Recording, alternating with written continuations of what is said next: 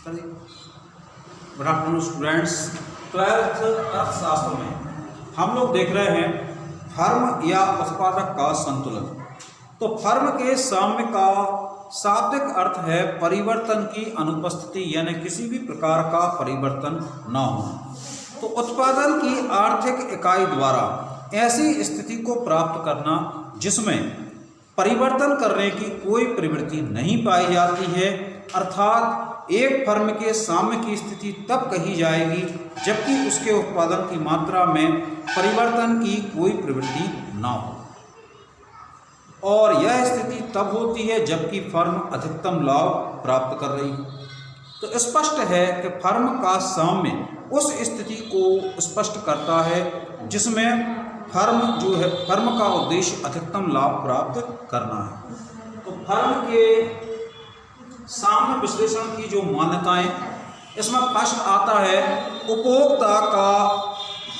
उत्पादक का व्यवहार विवेकपूर्ण होता है। सेकंड, फर्म अपनी मौद्रिक लागतों को न्यूनतम बनाने के लिए हमेशा प्रयत्नशील रहती है।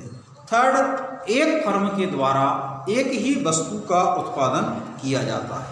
नंबर 4, उत्पादन के प्रत्येक साधन की पूर्ति पूर्णतः लोचदार है।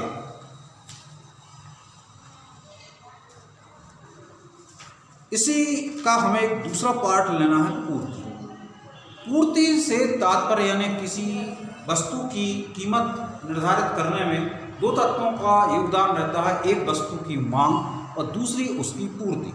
तो आज हम लोग थोड़ा सा दूसरे चैप्टर के अंदर ले रहे हैं पूर्ति। तो पूर्ति के नियम की पूर्ति का अर्थ, पूर्ति से तात्पर्य किसी वस्तु की पूर्ति से अभिप्राय उस मात्रा से होता है जो किसी निश्चित समय में कीमत विशेष पर बाजार में बिक्री के लिए उपलब्ध होती है। सामान्य तौर पे पूर्ति और स्टॉक में कोई भेद नहीं होता है, परंतु अर्थशास्त्र के हिसाब से जो है स्टॉक वस्तु की उस समस्त उपलब्ध मात्रा को कहते हैं जो किसी उत्पादक के पास होता है, परंतु पूर्ति उस स्टॉक में से निश्चित समय तथा कीमत विशेष पर उपलब्ध होती है।